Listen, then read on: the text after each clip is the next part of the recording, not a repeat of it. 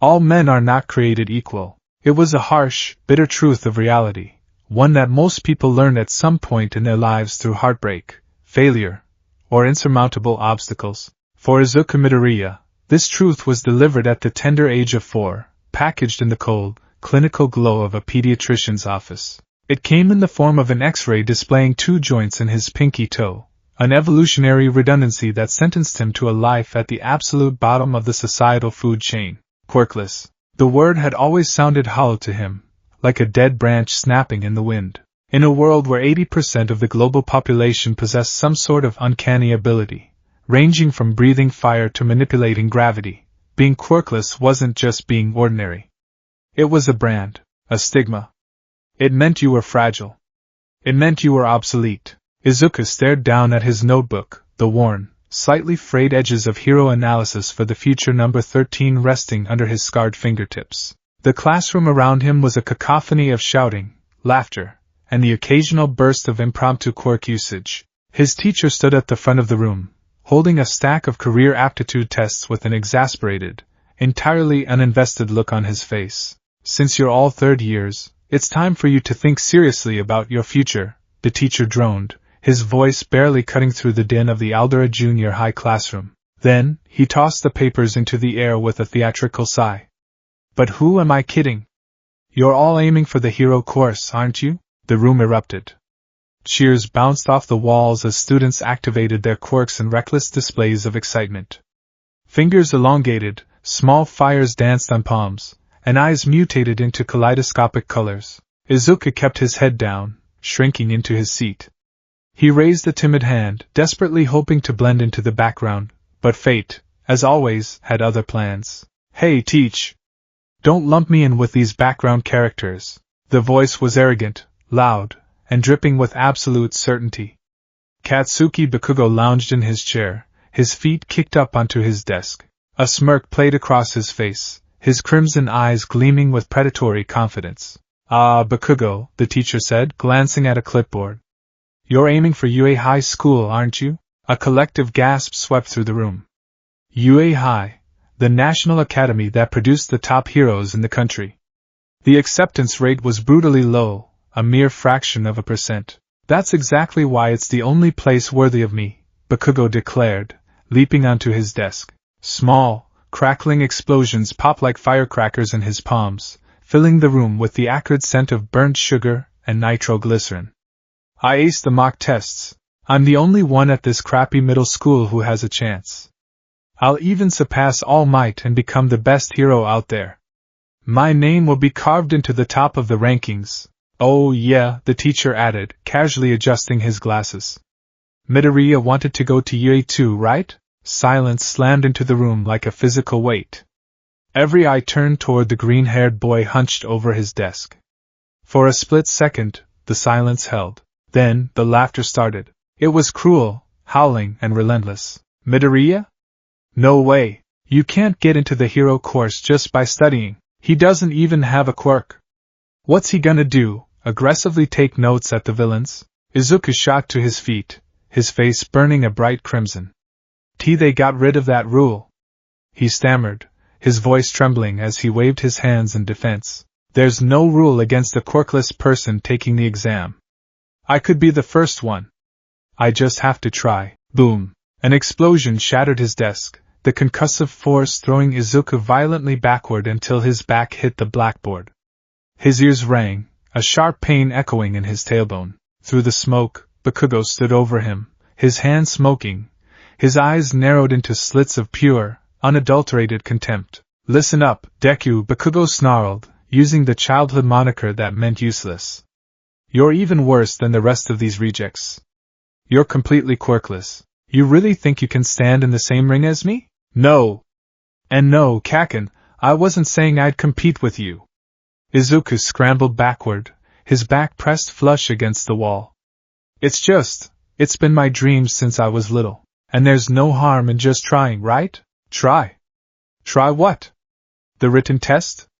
Bakugo sneered, stepping closer, his shadow falling over Izuku. "You'd take the physical exam and die in the first 3 seconds. You're a liability, Deku. A stepping stone. Don't you dare forget it."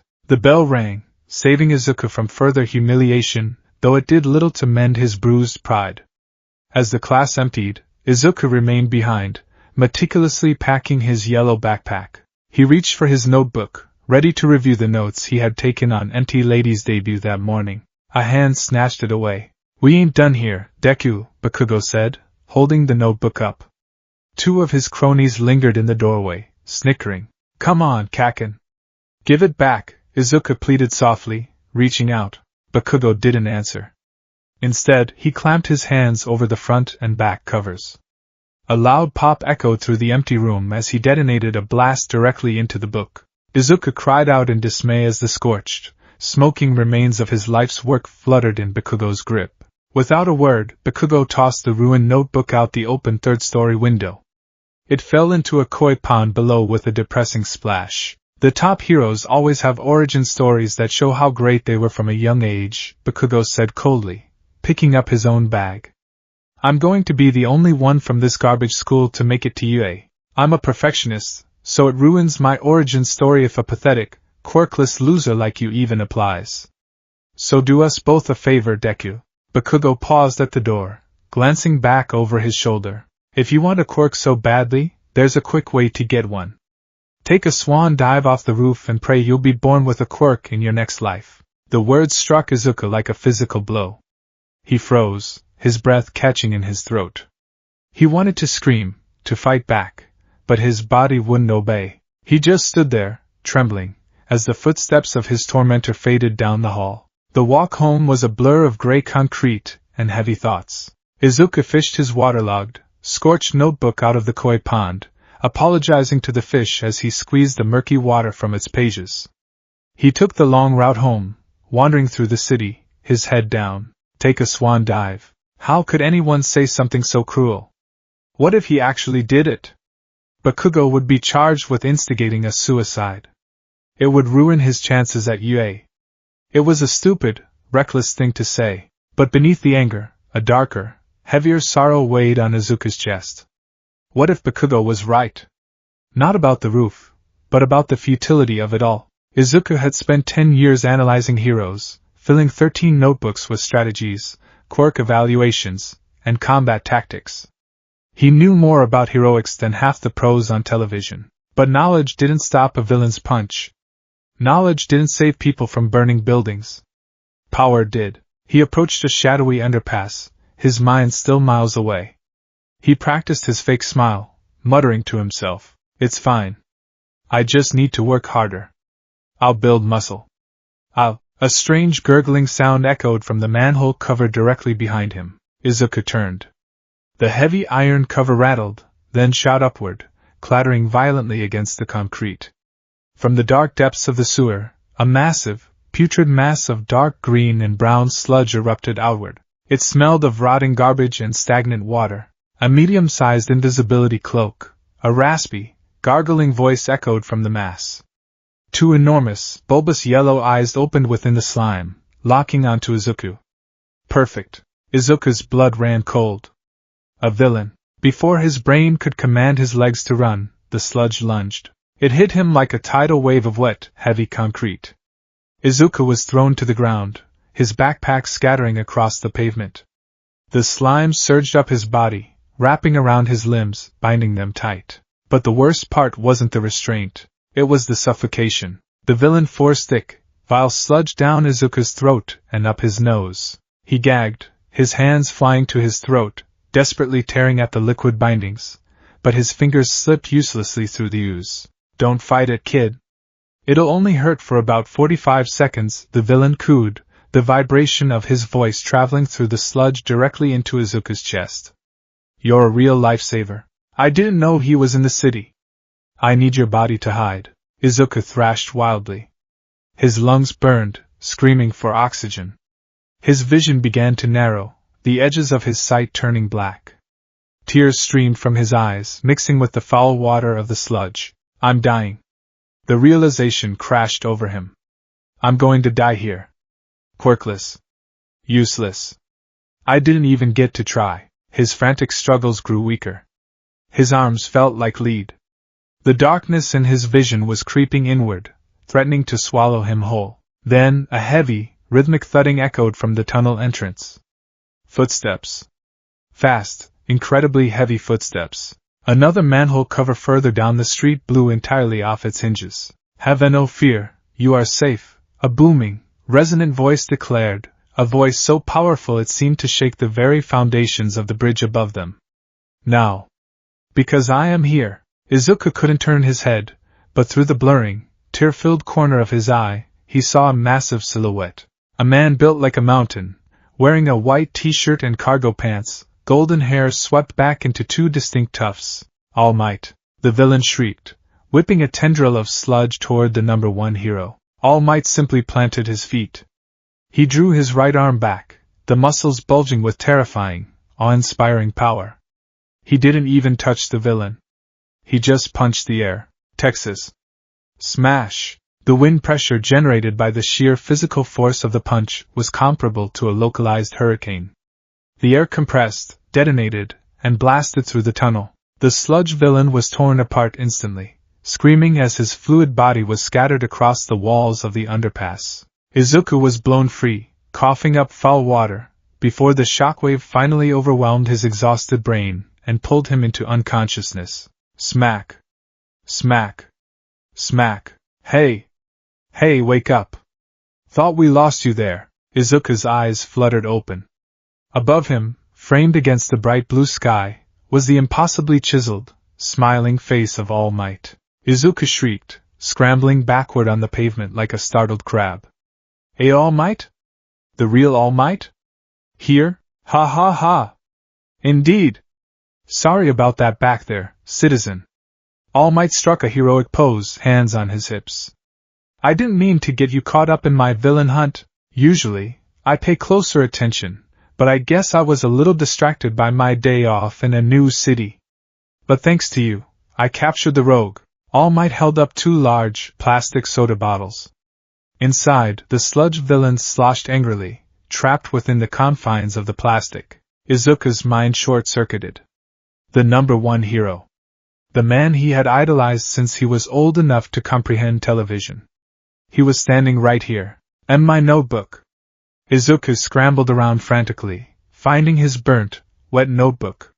He needed an autograph. He opened it, only to find that All Might had already signed it in massive, sprawling letters across a 2-page spread. He already signed it. Izuku bowed so fast his forehead nearly struck the concrete. Thank you? Thank you so much. It will be a family heirloom. I'll pass it down for generations. Well, I must be off.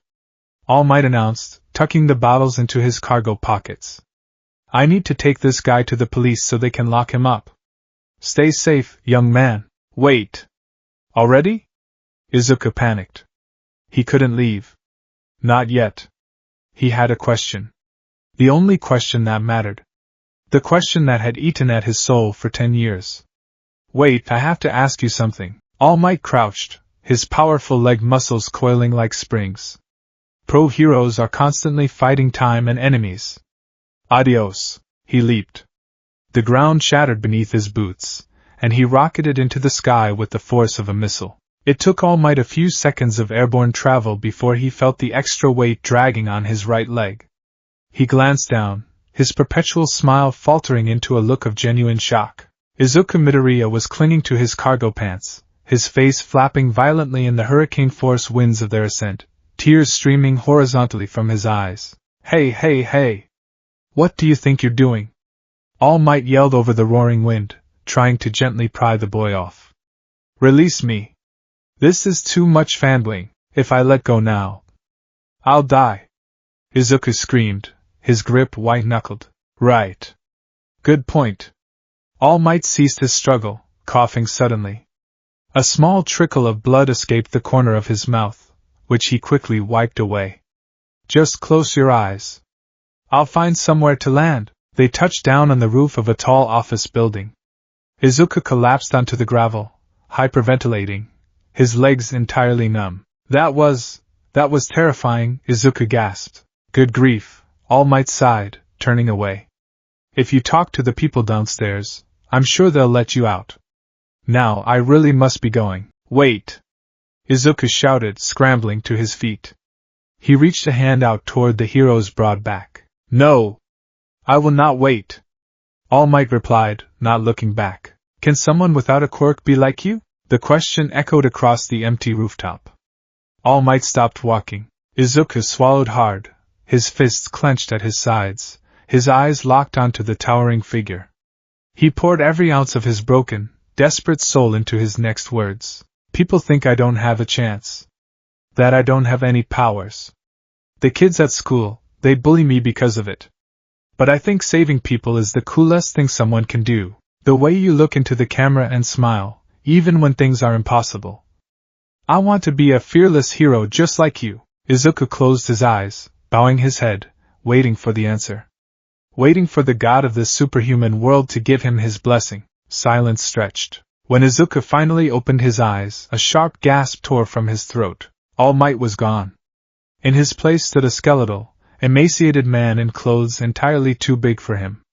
He had hollowed-out cheeks, sunken shadows for eyes, and a sharp, angular jawline. He looked like a corpse that had recently climbed out of a grave. A fake? Izuku shrieked, stumbling backward. An imposter? Where is All Might? The skeletal man sighed, sitting down on the rooftop edge with a heavy, exhausted groan. I assure you, kid. I am all, he coughed, a geyser of blood erupting from his mouth. Izuku screamed again. There's a lot of fear behind that smile, the gaunt man said softly, wiping the blood from his chin. He lifted his baggy t-shirt, revealing a horrific, jagged cluster of purple and red scar tissue taking up the entire left side of his chest.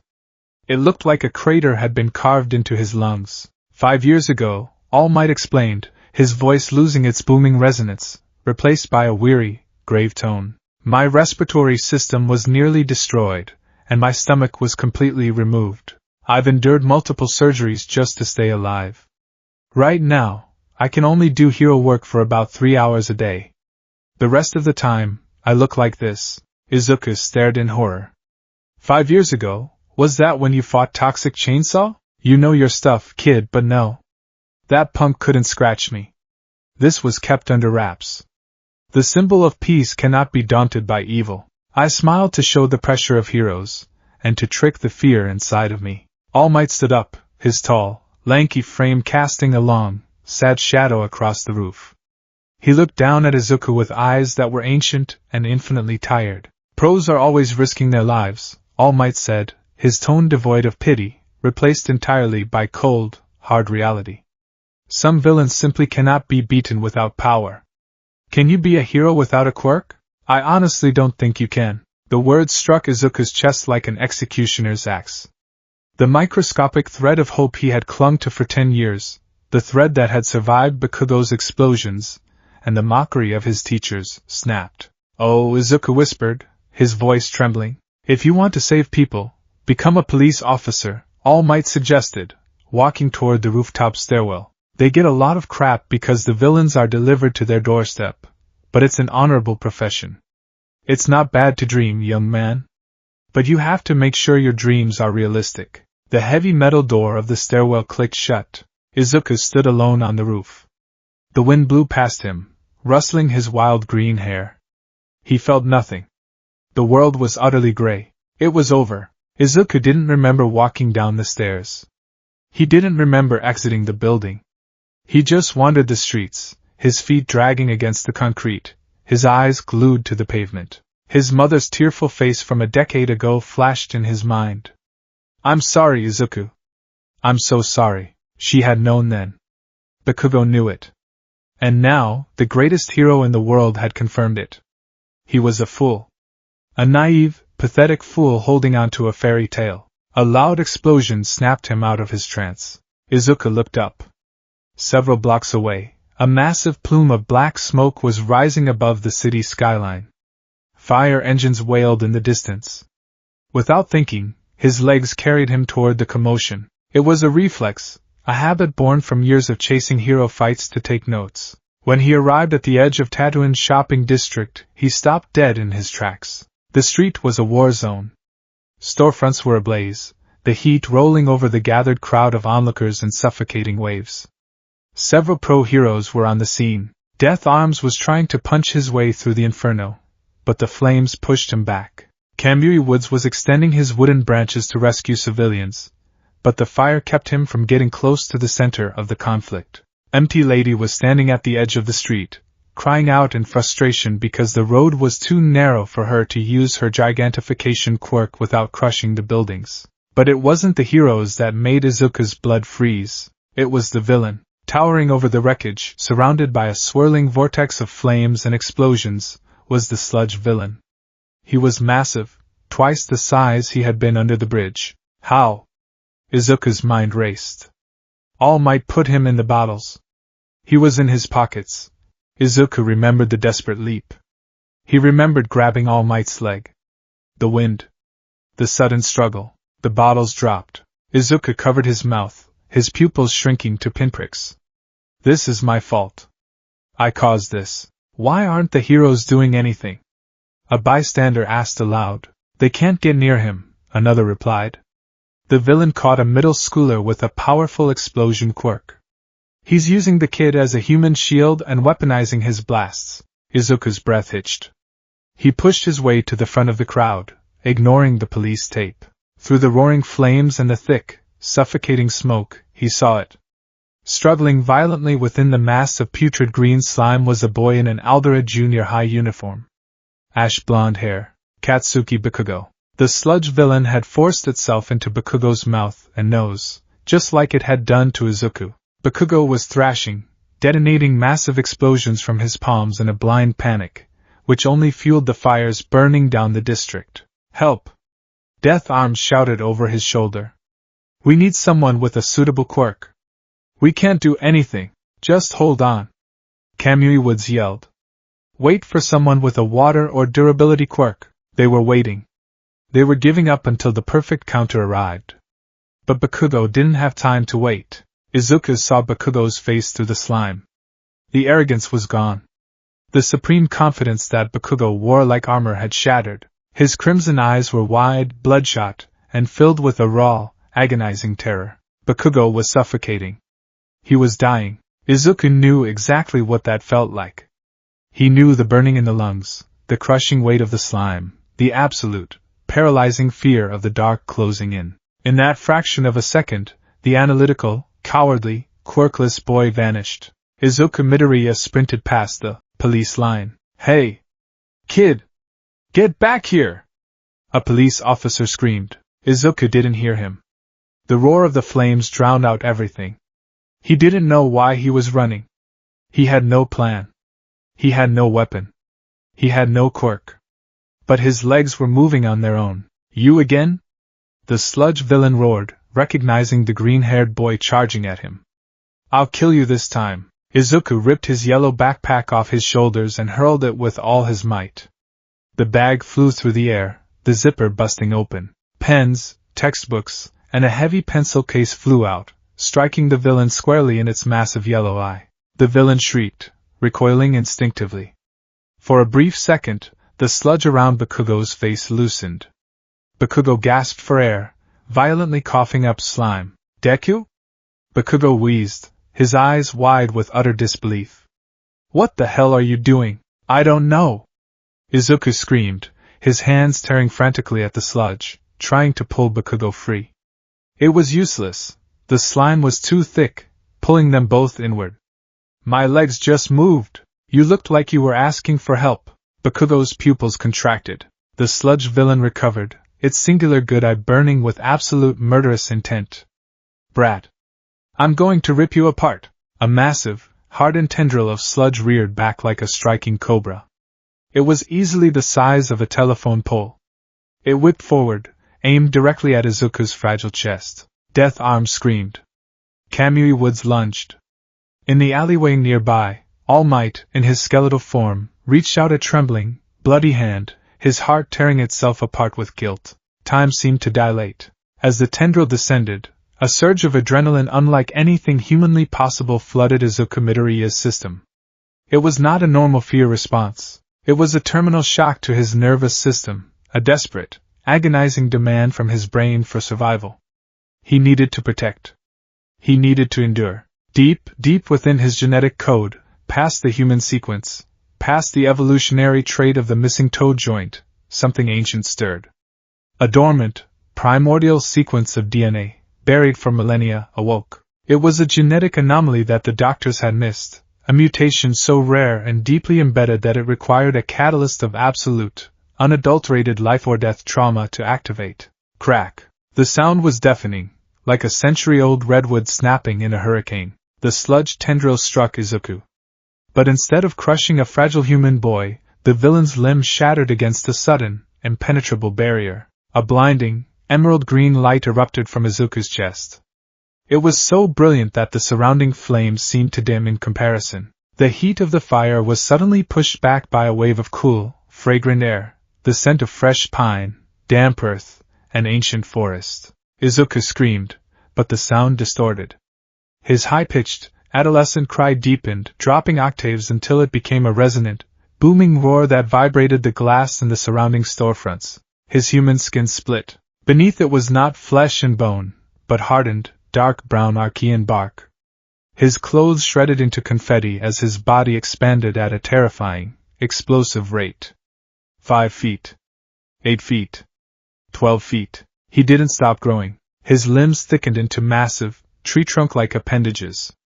The bark covering his body fused into thick, impenetrable armor plates, glowing from within with a pulsing, radioactive green life energy. 2 enormous, jagged horns of petrified dark wood erupted from the sides of his head, spiraling outward like the crown of a forest king. His hands, now the size of boulders, sprouted thick, dexterous roots for fingers. When the green light finally shattered like glass, the creature standing in the center of the street was no longer a 14-year-old boy. It was a 15-foot-tall, colossal titan of living wood and nature. A giant. The silence that fell over the Tatooine shopping district was absolute. The fire still crackled, but no one breathed. The heroes, the police, the villain, and Katsuki Bakugo simply stared up in paralyzing awe. The giant turned its massive head. Its eyes were pools of swirling, molten emerald energy. It locked its gaze on the sludge villain. Izuku's mind was a maelstrom. He felt the earth beneath the asphalt. He felt the moisture in the air. He felt a primal, overwhelming instinct to crush the unnatural rot that was threatening life in front of him. He retained his human desire to save Kakin, but it was now fueled by the raw, unbridled fury of a force of nature. The titan opened its maw, and when it spoke, the voice was a bass-heavy earthquake that rattled the teeth in everyone's skulls. Be afraid of the bark. The sludge villain panicked. What the hell are you?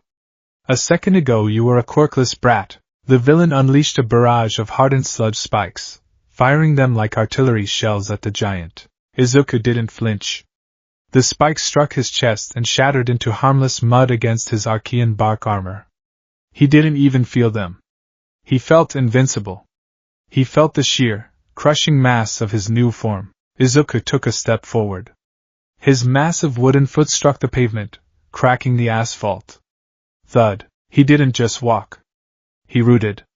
With every step, microscopic tendrils shot from the soles of his feet, digging through the concrete into the earth below, drawing up water, anchoring him with the strength of a mountain. He reached out his massive left hand and plunged it directly into the center of the sludge villain. The villain shrieked, trying to invade the wooden hand, trying to rot the wood, but the ancient bark was entirely immune to the suffocating slime. Izuku's massive fingers wrapped gently, yet with inescapable strength, around Bakugo's waist. With a single, effortless pull, he ripped Bakugo entirely out of the villain's body. Izuku placed Bakugo gently on the ground behind him, shielding the boy with his massive, 15-foot frame. My hostage! The villain roared, swelling its remaining mass to attack again. I'll kill you both! Izuku stood tall. He felt the sunlight hitting his bark.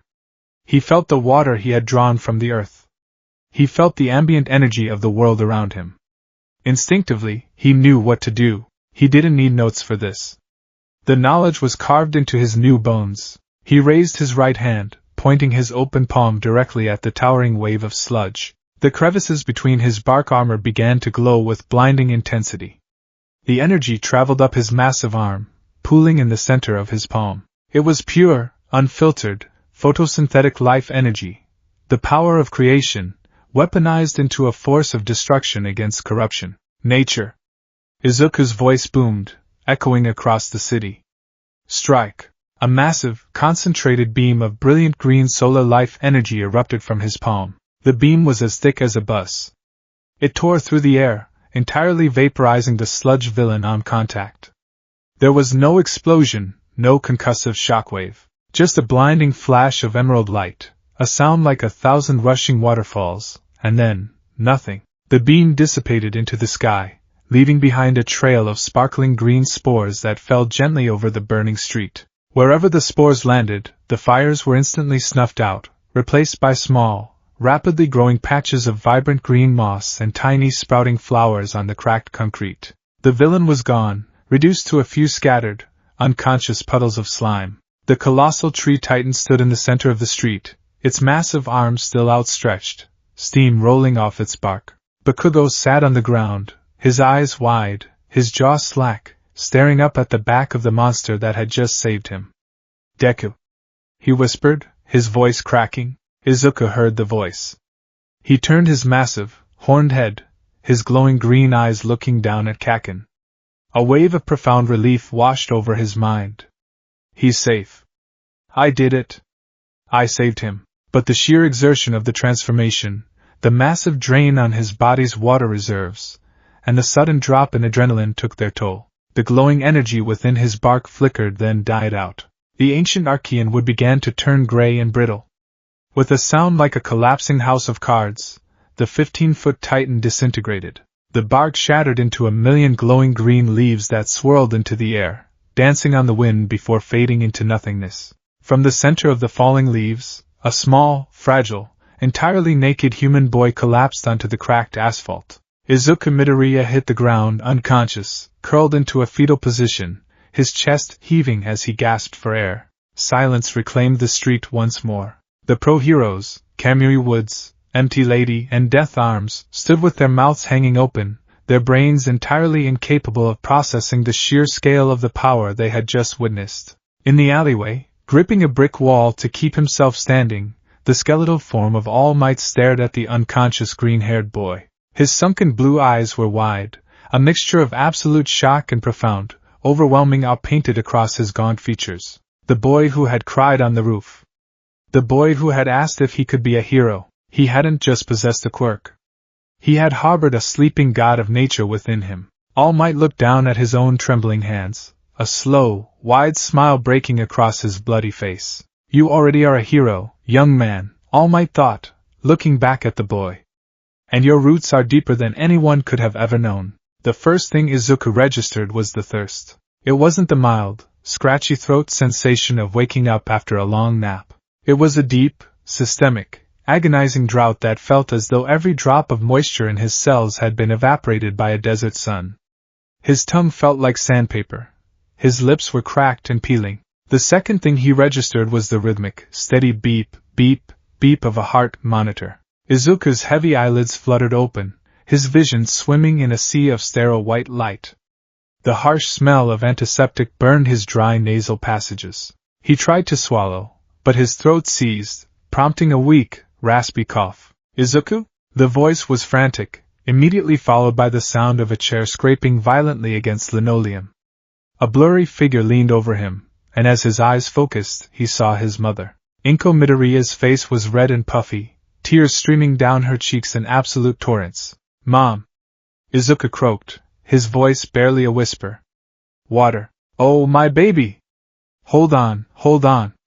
Inko scrambled to the bedside table, grabbing a plastic pitcher and pouring water into a small cup with trembling hands.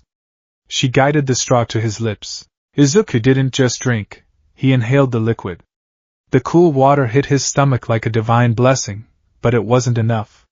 He drained the cup in 2 seconds flat. More. Please, he gasped. It took 3 full pitchers of water before the burning sensation in Izuku's veins finally began to subside. He collapsed back against the hospital pillows, his breathing stabilizing. You terrified me, Inko sobbed, burying her face into his shoulder, her arms wrapping around him as if afraid he might vanish. The police called. They said you were in the middle of a villain attack. They said you. She couldn't finish the sentence, overwhelmed by fresh sobs. Memory hit Izuku like a freight train, the sludge villain. Kaken suffocating. Running past the police tape. The overwhelming, terminal fear. And then the light. The feeling of his body expanding, his skin hardening into impenetrable bark, the sheer, crushing power of a titan, and the blinding green laser of life energy he had unleashed from his palm. Izuku stared at his hands. They were normal. Small, pale, scarred from years of clumsy falls and nervous habit. Not the massive, boulder-sized hands of ancient wood he remembered. Mom, did I really do that? Before Inko could answer, the door to the hospital room slid open. A tall man in a pristine white coat walked in, carrying a tablet. He had a kind, tired face and spectacles perched on the bridge of his nose. Ah, Midoriya. You're awake, and it seems your body is finally rehydrating. I am Dr. Arisawa. How are you feeling? Thirsty and sore, Izuku mumbled, still staring at his hands. Doctor, what happened to me? Was it a quirk? Dr. Arisawa pulled up a chair to the edge of the bed, his expression a mix of professional curiosity and profound disbelief. Izuku, what happened to you yesterday is something that is going to have geneticists scratching their heads for decades. He tapped his tablet, bringing up an X-ray of Izuku's foot. When you were 4, a doctor looked at the 2 joints in your pinky toe and diagnosed you as quirkless. It's the standard evolutionary marker, but your case, it seems the marker was a red herring. You aren't lacking the evolutionary step. Your genetics are simply, entirely different from modern quirk physiology. Izuku's heart hammered against his ribs. What do you mean? Your quirk is what we classify as a delayed, extreme trauma transformation class, the doctor explained, pulling up a new image. This one showed a blood sample, but the cells were glowing with a faint, microscopic green luminescence. Your DNA contains dormant, primordial plant-based structures. They are incredibly ancient. So ancient, in fact, that standard quirk tests completely glossed over them, mistaking them for junk DNA. A plant quirk? Inko asked, wiping her eyes. But, he was a giant. To call it a plant quirk is a massive understatement, Dr. Arisawa chuckled nervously.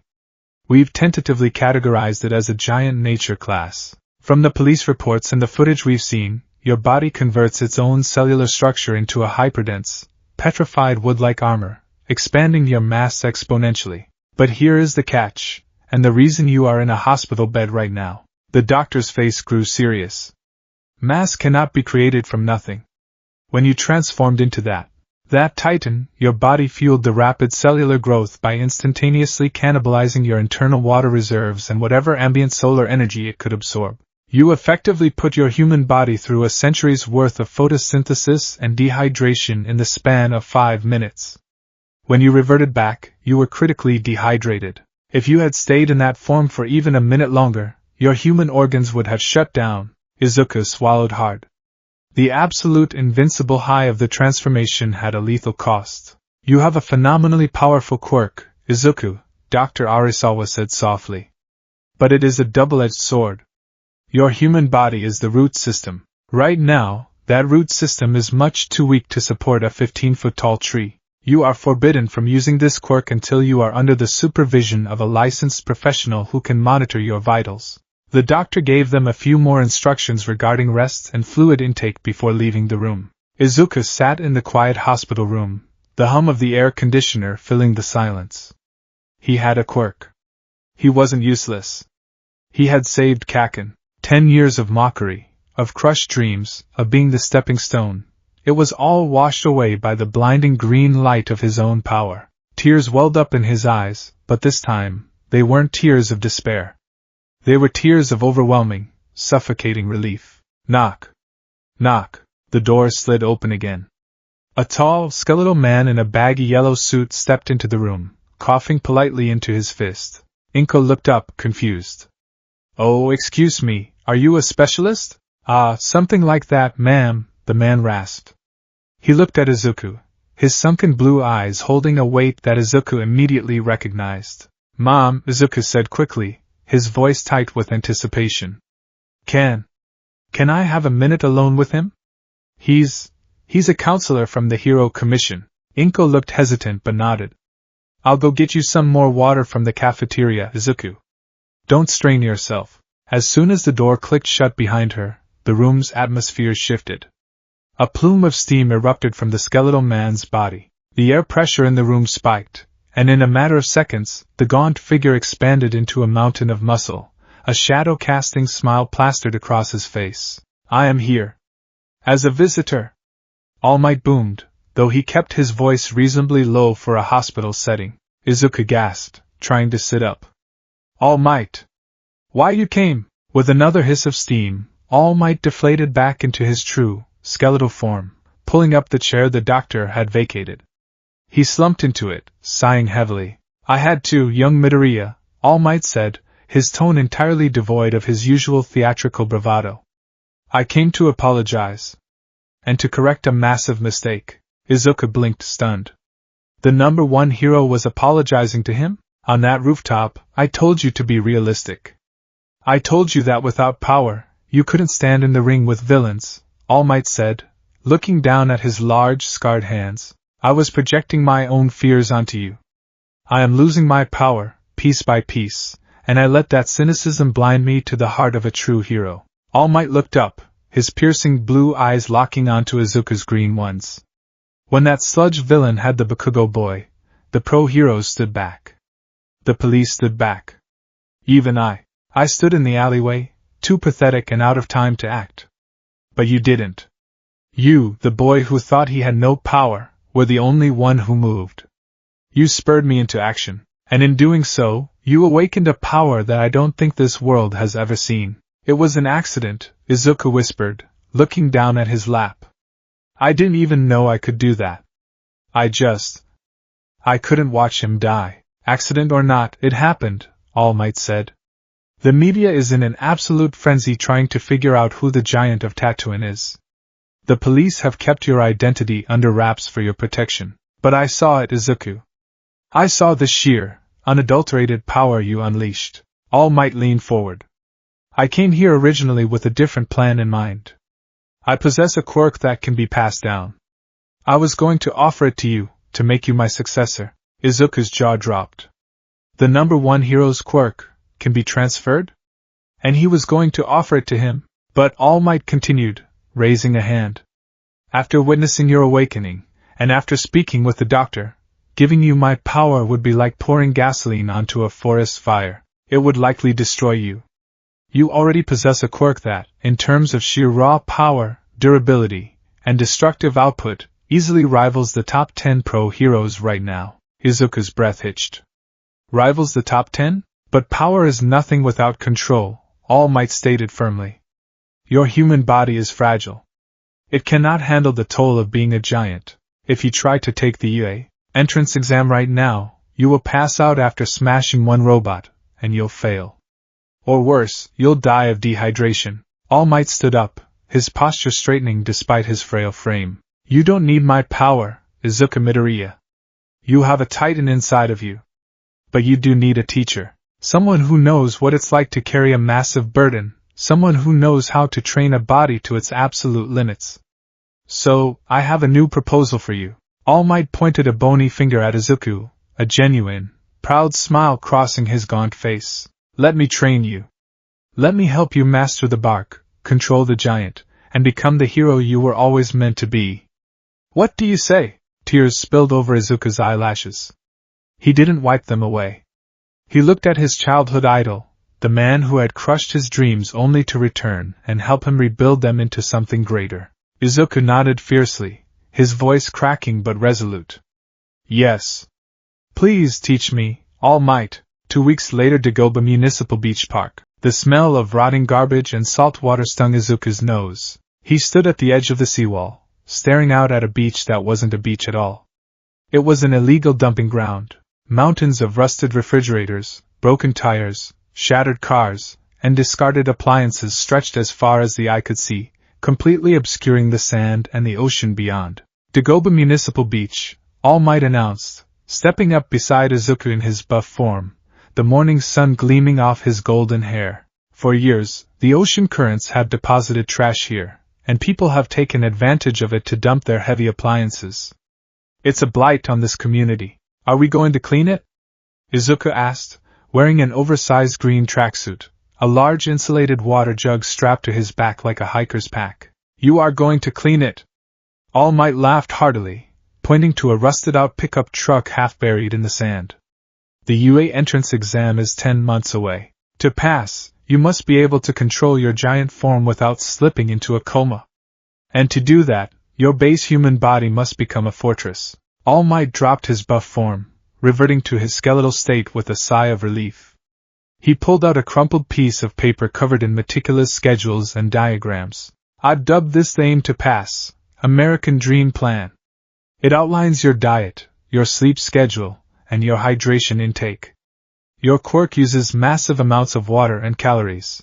You will be eating 6 high-protein meals a day, and drinking no less than 2 gallons of water. Izuku took the paper, his analytical mind immediately absorbing the data. So, I clean the beach to build my base muscles. But how do I train my quirk? Dr. Arisawa said it was triggered by terminal shock. A quirk is like a muscle, All Might said, tapping his temple. The first time you used it, your body forced it out via an extreme adrenaline spike. But the pathway is open now. You don't need to be dying to use it, you just need to remember the feeling of the power, and push it outward. We will practice partial transformations first.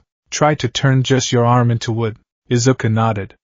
He set down his water jug and focused. He closed his eyes, thinking back to the fire. He remembered the heat, but more importantly, he remembered the deep, cool, ancient feeling in his chest. The feeling of being rooted. He clenched his right fist. He visualized the green light.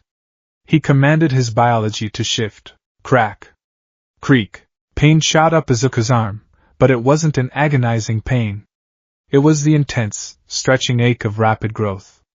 He opened his eyes. His right arm, from the shoulder down, had mutated. His green tracksuit sleeve was ripped to shreds.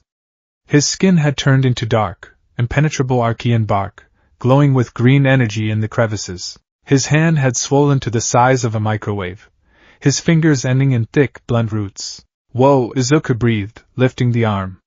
It weighed at least 100 pounds, but his shoulder didn't dislocate. The bark was fused seamlessly into his human flesh at the joint. Excellent!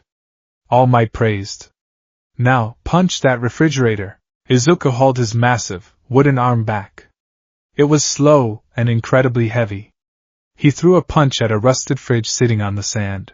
Smash! The metal crumpled like tissue paper, the fridge flying backward 10 feet and denting entirely down the middle. Izuku cheered, but immediately fell to his knees, clutching his chest as a sudden wave of dizziness hit him. Hydrate! All Might ordered, tossing him a water bottle. You just spent an hour's worth of water in 3 seconds. Drink. Izuku chugged the water, feeling the dizziness fade. Your training begins today, All Might said, looking out at the mountains of trash. For the next 10 months, you will tear this beach apart. You will lift, you will smash, and you will grow. Show me the power of the Archean. Woods, young Midoriya. Month 3, the weight of the bark. The first 3 months were pure, unadulterated agony. Izuku's human body was pushed past its breaking point daily. He hauled tires, dragged safes, and pushed crushed cars across the sand. When his human muscles failed, All Might forced him to use partial transformations. Izuku learned the painful drawbacks of his quirk. If he kept an arm or a leg transformed for more than 10 minutes, his skin would start to dry out, flaking off like dead leaves. He drank so much water he felt like a walking aquarium, constantly running to the public restrooms. But changes were happening. His human physique was transforming. Beneath his baggy shirts, solid, dense muscle began to pack onto his frame. His shoulders broadened. His posture straightened. He no longer walked with his head down. He walked with the heavy, deliberate steps of someone who understood mass. He also began to notice a psychological shift. When he used his quirk, his mind felt different. The anxious, stuttering Izuku Midoriya faded, replaced by a stoic, grounded, and intensely protective persona. He felt an undeniable connection to the small weeds growing in the cracks of the seawall. He found himself aggressively swatting seagulls away when they tried to peck at the nascent plant life. It's a side effect of the transformation class, All Might noted one afternoon as Izuku sat in the sand, gently pouring a bottle of water over a struggling dandelion. When you tap into the giant nature genetics, your brain chemistry shifts to align with an apex predator of the forest. You become territorial. You must keep your human empathy intact, Izuku. Don't let the bark consume the boy. I won't, Izuku promised, his voice a little deeper than it used to be. I am a hero first. A tree second. Month 6, the Sequoia Stampede. It was early morning, the sun just barely peeking over the ocean horizon. Izuku stood before a massive pile of compressed junk, 3 pickup trucks, a bus frame, and a mound of rusted iron beams. It was too heavy to pull, and using just his arms would take weeks to dismantle. Today, we attempt a full transformation, All Might commanded from the seawall, a stopwatch in his hand. You have been conditioning your heart and lungs for 6 months. I want you to go full giant, clear that pile, and revert back. I am timing you. If your vitals drop, I will step in. Ready? Izuku stripped off his shirt, tossing it aside. He took a deep breath of the salty air. He didn't need extreme terror anymore. He just needed to unlock the door in his mind. He closed his eyes. Grow. The emerald light erupted, blinding in the dawn twilight. The sound of snapping wood and grinding earth echoed across the empty beach. Izuku's human form was swallowed by the expanding, petrified bark. His limbs thickened, his torso widened, and the massive, spiraling horns erupted from his head. In seconds, the 15-foot-tall tree rex stood on the sand, his eyes glowing like twin green suns. Be afraid of the bark. Izuku roared, the battle cry instinctual, tearing from his wooden throat and echoing across the water. Control it, Izuku! Focus! All Might yelled over the wind. Izuku looked down at his massive hands. He felt invincible. He looked at the mountain of trash. He didn't want to pick it up. He wanted to eradicate it. He dropped his massive shoulders, pointing his jagged horns forward like a charging bull. The green energy in his bark flared, glowing white-hot. He dug his massive, root-like toes deep into the sand, gaining absolute traction. Sequoia Stampede. Izuku launched himself forward. Despite weighing several tons, the sheer magical energy propelling him made him terrifyingly fast. He hit the mountain of trash like a runaway freight train. The impact was deafening. The bus frame shattered. The iron beams bent and flew through the air like toothpicks. Izuku plowed completely through the pile, reducing years of rusted accumulation into scattered debris in a matter of seconds. He came to a screeching halt, tearing deep trenches into the sand. He stood up, chest heaving, steam rolling off his bark armor in the cool morning air. Incredible! All Might cheered, furiously taking notes. The sheer kinetic force. It's like a moving battering ram. All right, Izuku, shrink down. Izuku concentrated, pulling the energy back inward. The giant form crumbled, shedding its bark and shrinking rapidly until Izuku fell to his hands and knees in the sand, gasping for air. He didn't pass out this time. He was exhausted, incredibly thirsty, but awake. I did it, Izuku panted, a wild grin spreading across his face. I can control it. Month 8, the woodpecker pell. As the trash piles dwindled, Izuku encountered a new problem. Some of the trash, like old washing machines and tires, had been swept out into the shallow surf. Izuku couldn't use his full transformation in the ocean. The salt water actively harmed his delicate root systems, and drained his energy faster than fresh water. How are we going to get those? All Might asked, peering through binoculars at a rusted washing machine bobbing 50 yards out in the surf. I could jump out there, but this is your training. Izuku frowned, sitting on the seawall. He stared at the washing machine. He focused his mind on his quirk. He had the physical strength, he had the laser, but nature wasn't just about destruction, it was about life. Symbiosis. He felt a strange, tingling sensation in the palm of his right hand. A knot of archaean wood began to grow rapidly on his human palm, spiraling outward. Izuku, what are you doing? All Might asked, taking a step back. I don't know, Izuku muttered. It feels like I'm supposed to call someone. Izuku raised his hand, pointing his palm toward the ocean. He let the life energy flow into the wooden knot. With a brilliant flash of green light and a loud, piercing chirp that sounded like a cross between a bird and a laser beam. A creature burst forth from his palm. It was a woodpecker, but completely ethereal. It was made entirely of glowing, translucent green energy, about the size of an eagle, with sharp, crystalline feathers and a massive, pointed beak. The energy bird circled Izuku's head twice, chirping happily, before rocketing out over the ocean. It flew to the washing machine, sank its glowing talons into the rusted metal, and with a supernatural flutter of its wings, hoisted the heavy appliance out of the water. It flew back, dropping the washing machine onto the sand with a heavy thud, then landed on Izuku's shoulder, nuzzling his cheek before dissipating back into green light. All Might stared, utterly dumbfounded. A trail of blood leaked from his mouth. You can summon familiars? Izuku blinked, looking at his normal hand. I guess I have a woodpecker pal. That is incredibly useful for fetch quests. Your quirk breaks every law of physics I have ever known, All Might sighed, wiping the blood from his chin. But it will be phenomenal for rescue operations. Month 10, the Archean Grove. The morning of the UA entrance exam arrived.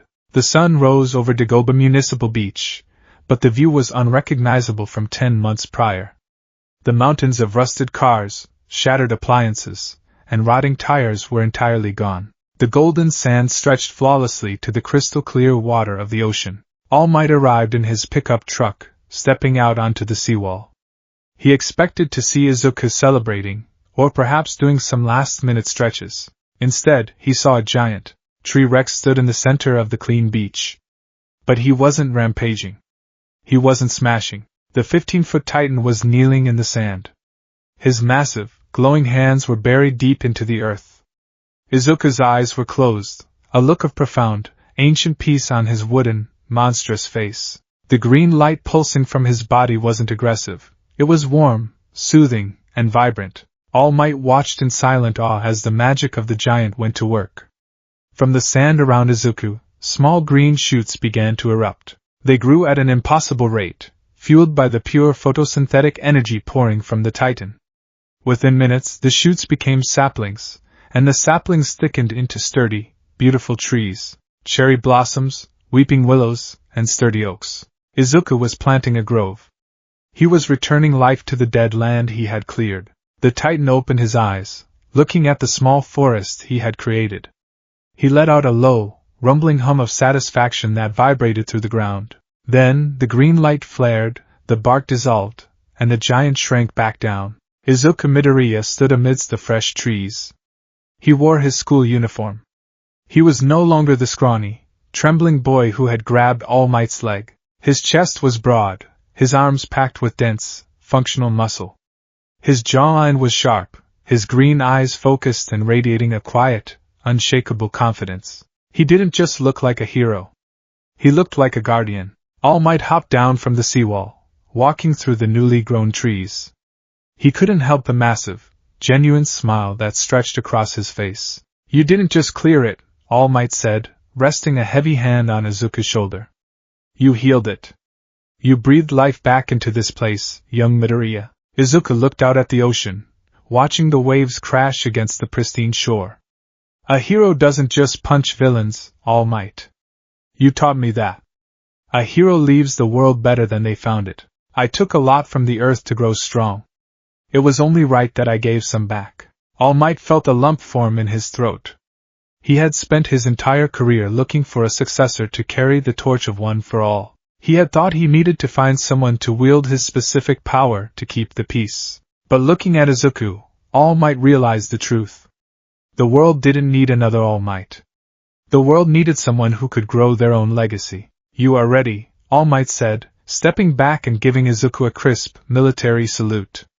The UA entrance exam begins in 3 hours. Go home, eat a massive breakfast, drink a gallon of water, and show them what the hero of the Archean Woods can do.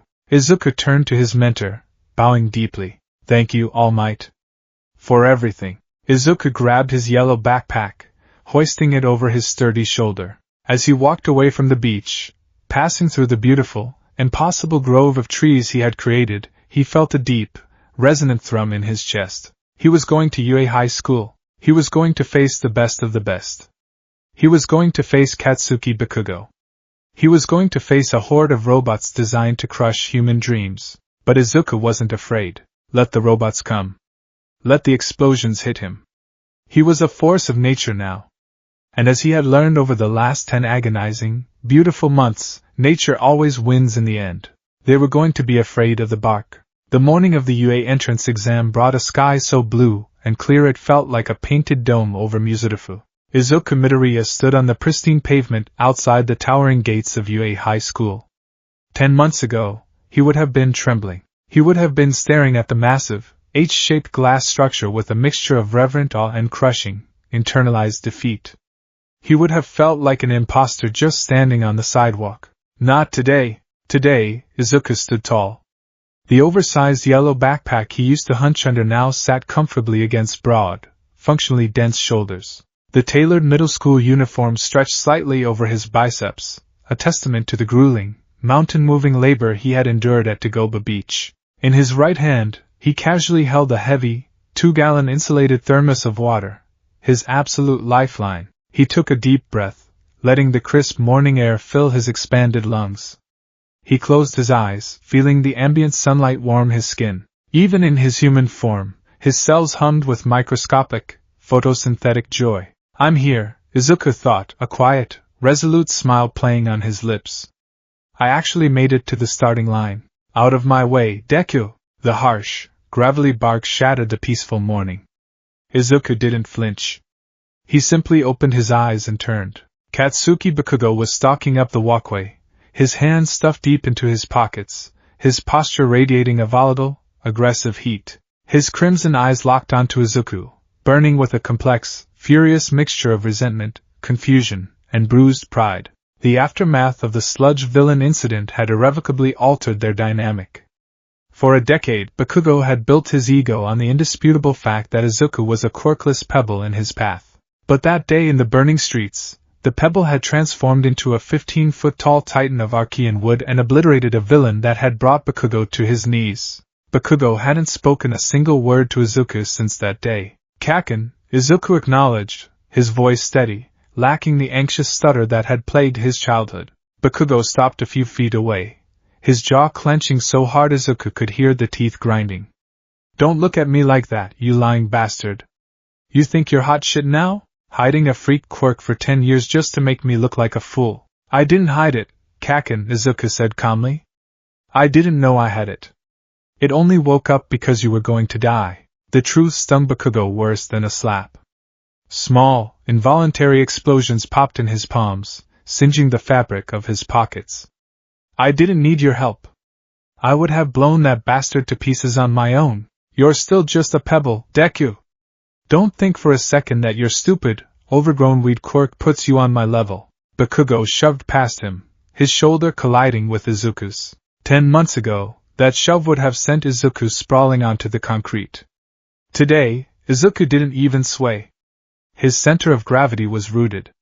Bakugo felt it, too, the solid, immovable density of Izuku's frame. Bakugo scowled deeper, marching toward the entrance gates without looking back. Izuku watched him go, feeling a strange twinge of pity. He's terrified of falling behind. Shaking his head, Izuku took a step forward to resume his march to the auditorium, only to hear a sharp gasp behind him. He turned on his heel just in time to see a girl with short, gravity-defying brown hair trip over an uneven paving stone. She was pitching forward, her arms flailing, face destined for a harsh meeting with the concrete. Before his brain even registered the action, Izuku's training took over.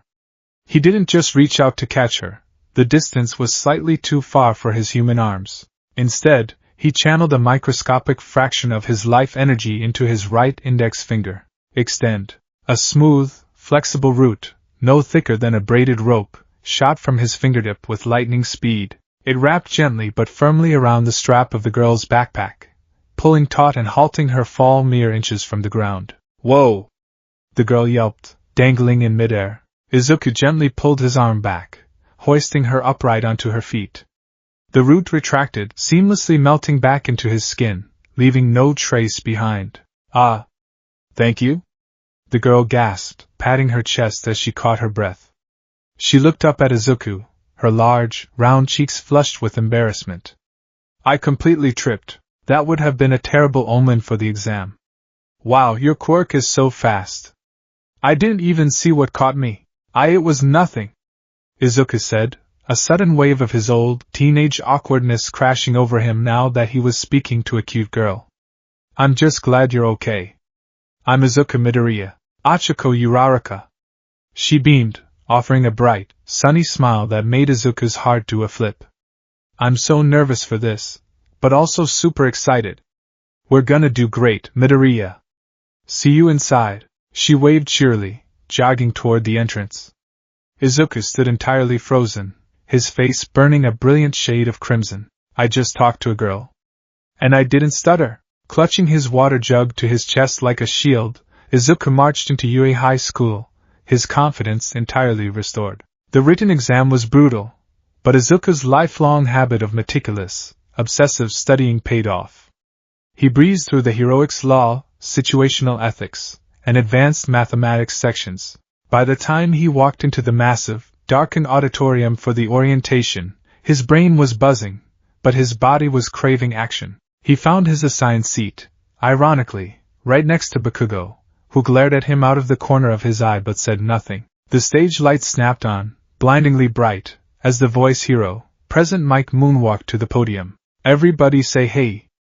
Mike screamed, his voice amplified to deafening levels by his quirk. Silence met his enthusiastic demand. Tough crowd. That's fine, examinees. Let's get right into the meat of the practical exam. You'll be experiencing 10-minute mock city battles.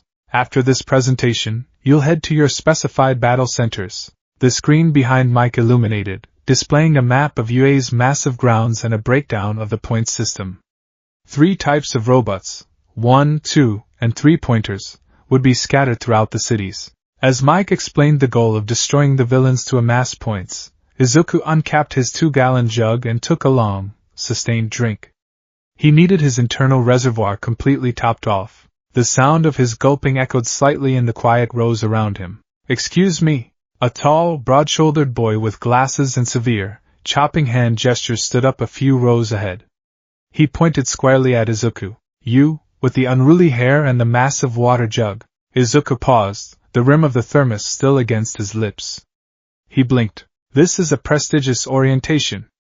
The bespectacled boy scolded loudly. Your constant, loud gulping is entirely distracting. If you cannot treat UA with the respect it deserves, you should leave immediately. Several students snickered. Bakugo scoffed. Izuku slowly lowered his jug, wiping his mouth with the back of his hand. 10 months ago, he would have curled into a ball of apologies. Today, he looked the boy dead in the eye. I apologize if the sound bothered you, Izuku said, his voice projecting clearly across the auditorium, carrying a deep, resonant timbre. But my quirk is heavily water-dependent. It burns through hydration at an exponential rate. If I don't prehydrate before a physical exam, I risk organ failure. I'm just preparing for the battlefield, like everyone else here. The bespectacled boy blinked, taken aback by the logical, calm, and unexpectedly intense response. He chopped his arm downward in a stiff bow. I see. A biological necessity for optimal quirk performance. I withdraw my complaint and apologize for my assumption. He sat down abruptly.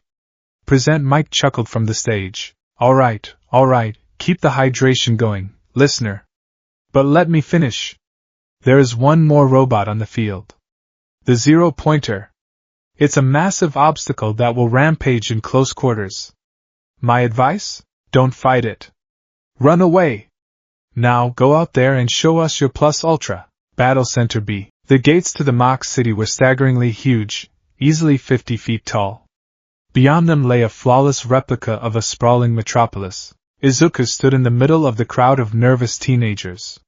He wore a simple black tank top, sturdy cargo pants, and reinforced boots, clothes that he wouldn't mind completely shredding. He finished the very last drop of his water, tossing the empty plastic jug into a nearby recycling bin.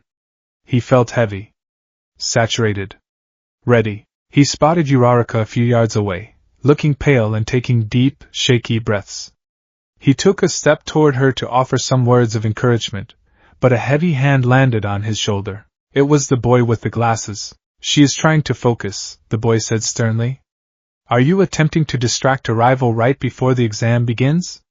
What a shameless tactic. Izuku sighed, feeling the ambient energy of the sun soaking into his skin. I was just going to wish her luck. We met at the gate. Relax, man. The only enemies in there are made of metal. Before the boy could retort, President Mick's voice boomed from the massive speakers atop the walls. Right, let's start. What's wrong? There are no countdowns in real battles. Run, run, run! The heavy steel gates hadn't even fully opened when Izuku moved. He didn't hesitate. He didn't wait to see what the others were doing. The absolute second the gap was wide enough, Izuku sprinted forward, leaving a small crater in the pavement where his boots launched him. Hey! Wait! The exam just started! The boy with glasses yelled, but Izuku was already inside the city. The moment Izuku crossed the threshold, the primal, territorial instinct of his quirk ignited. He was entering a battlefield.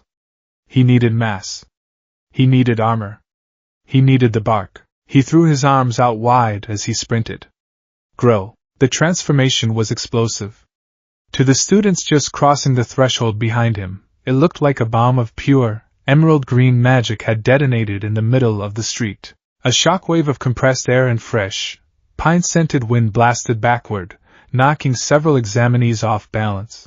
Out of the blinding green light, Izuku's human form vanished, consumed by rapid, terrifying cellular expansion. Thick, dark Archean wood spiraled over his flesh, fusing into impenetrable, jagged armor plates. His legs thickened into massive trunks, his boots shredding instantly as heavy, gripping roots tore through the soles and anchored into the asphalt.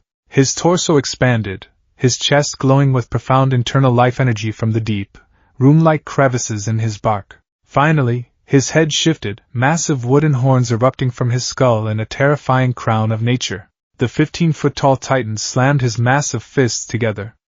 The sound was like two boulders colliding. He reared his horned head back and unleashed a roar that shook the glass in the surrounding buildings. Be afraid. Of the bark, the remaining students froze. Absolute, paralyzing terror gripped the crowd. What the hell is that? A giant? Is that a villain? He was just a kid a second ago. It's a monster! High above in the observation room, the faculty of UA watched the monitors in stunned silence. Good Lord, Midnight gasped, leaning closer to the screen. Look at the sheer density of that transformation. He's massive, Izuku Midoriya, Principal Nedza said, his paw hovering over a file, his beady eyes gleaming with intense fascination. Quirk, giant nature. It seems the rumors from the Tatooine incident 10 months ago were entirely accurate. This is unprecedented. Eraserhead stared at the screen, his tired eyes narrowing. Size is a target. Let's see if he has the speed to back up that mass, or if he's just a walking bullseye. Down in the city, the robots engaged. 3 1-pointers and 2 2-pointers rolled out from an alleyway, their red optical sensors locking onto the largest target in the sector. Target acquired, the robotic voices droned in unison. Izuku didn't wait for them to fire. He dropped his massive shoulders and lunged. For a creature weighing several tons, his acceleration was terrifying. Sequoia Stampede. Izuku charged directly into the center of the formation. He didn't bother throwing a punch. He simply ran right through them. The sound of metal crumpling against Archean bark was deafening. He shattered a 2-pointer into scrap metal with a shoulder check, stepped on a 1-pointer, completely flattening it under his root-like toes, and backhanded another into a brick wall, caving in its chassis. 5 points, Izuku's mind tallied, the analytical boy still awake beneath the primal exterior. From a rooftop above, 3 3-pointers emerged. They locked onto Izuku and unleashed a volley of high-explosive missiles and laser fire. The students who had finally entered the city screamed, taking cover. He's trapped. The explosions engulfed T-Rex in a massive cloud of smoke and fire. But before the smoke could clear, a brilliant, blinding green light pierced through the ash. Izuku stood exactly where he had been, completely unharmed. The lasers had merely scorched the outer layer of his bark, and the missiles hadn't even dented his armor. He looked up at the 3-pointers, his glowing green eyes narrowing. He raised his right arm, pointing his open palm toward the roof. The crevices in his bark flared white-hot as he drew upon the sunlight and his internal water reserves. Nature strike. A colossal, concentrated beam of photosynthetic life energy erupted from his palm. The laser tore through the sky, striking the rooftop. It didn't just destroy the three robots. It vaporized their upper halves entirely, melting the metal into glowing slag. 14 points. The other students finally snapped out of their shock. Realizing that the monster was a competitor, they scrambled to find their own targets, though it was difficult. Izuku was a one-man demolition crew. He moved through the city with terrifying efficiency. When a group of robots tried to surround him in a plaza, he slammed both his wooden fists into the ground. Ground pound!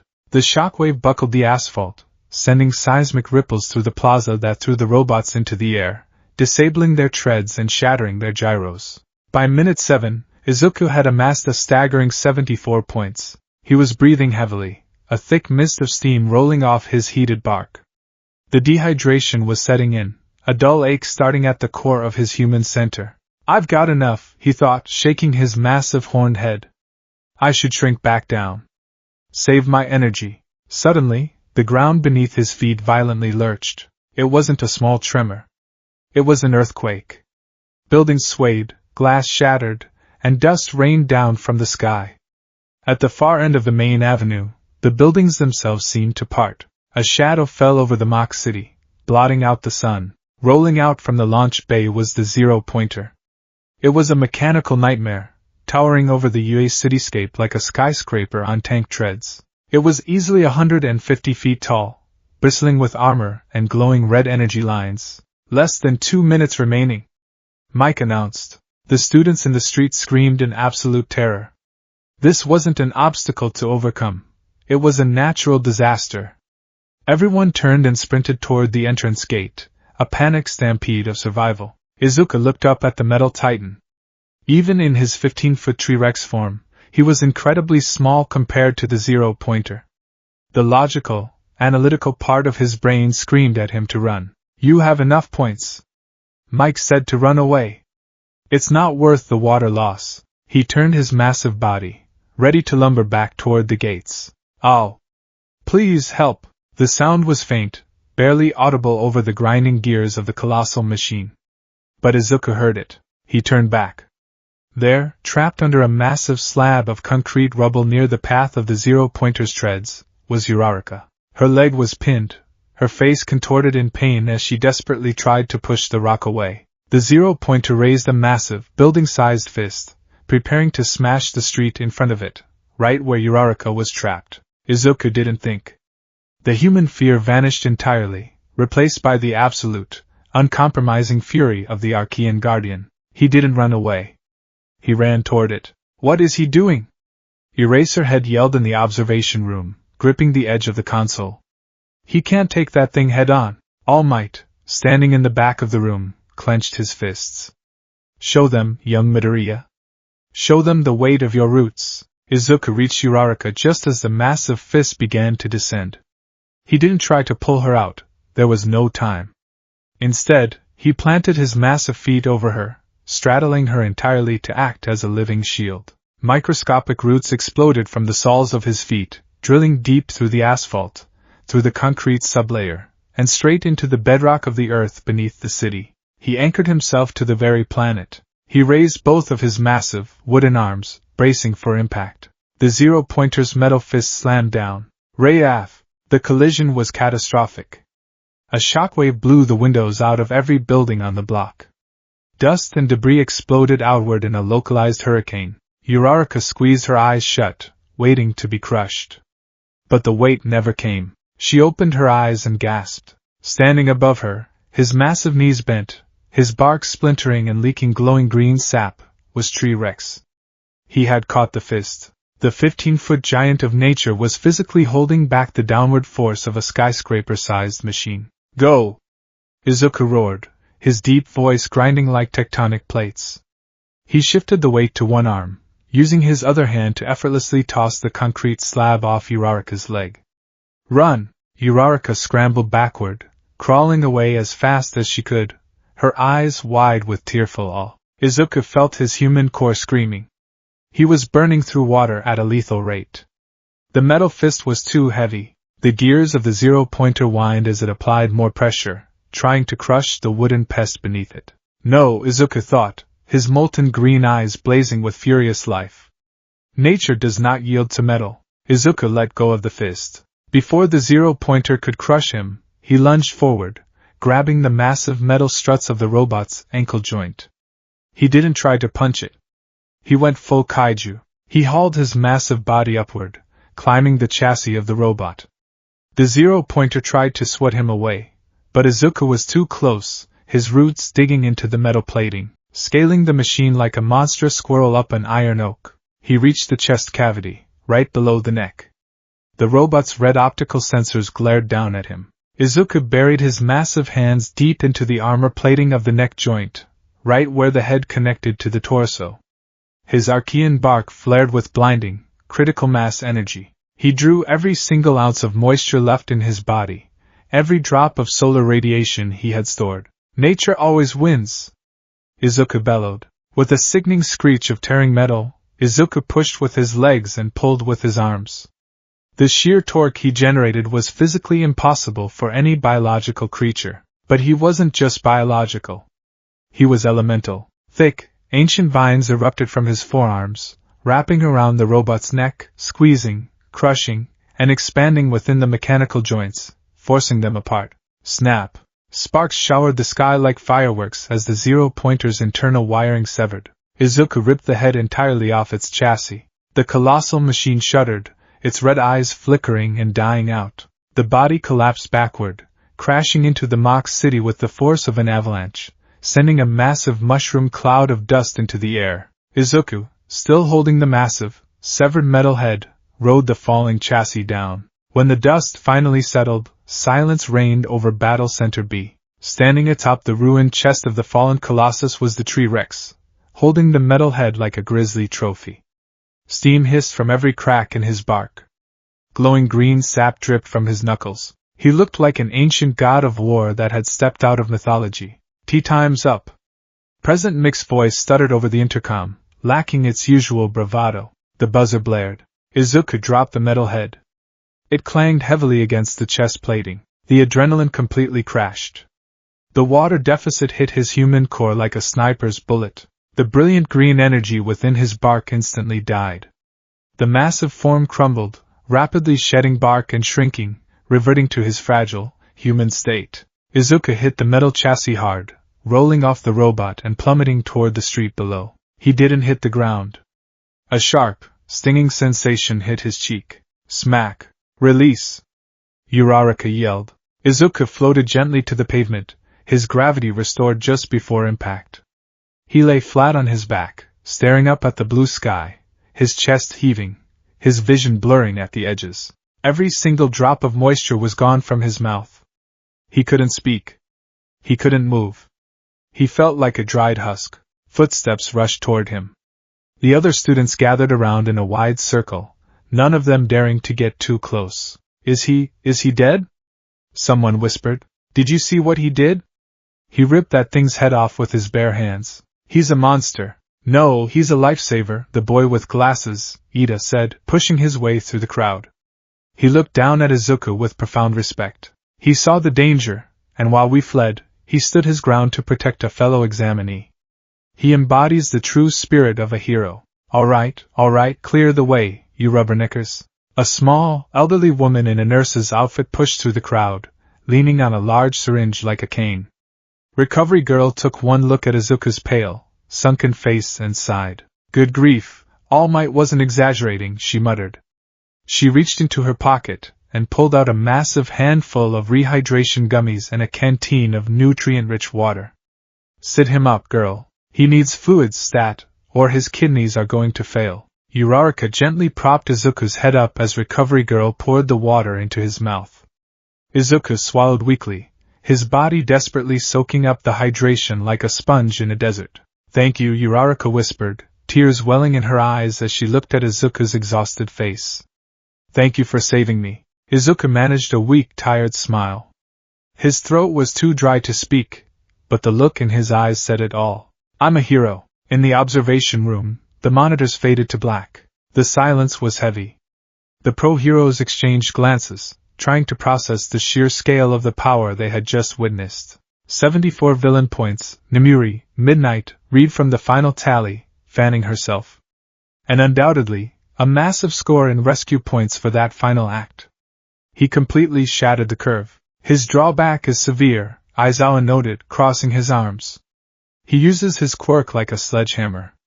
He lacks fine control in that form, and it drains his stamina to a lethal degree. If he had to fight another minute, he would have died. But, Principal Nedzu interjected, taking a sip of tea, a wide smile on his furry face, he didn't have to fight another minute. He neutralized the threat with overwhelming, absolute force to protect a civilian.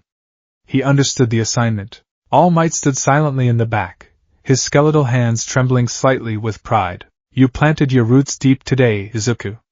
Now, let's see how tall you can grow.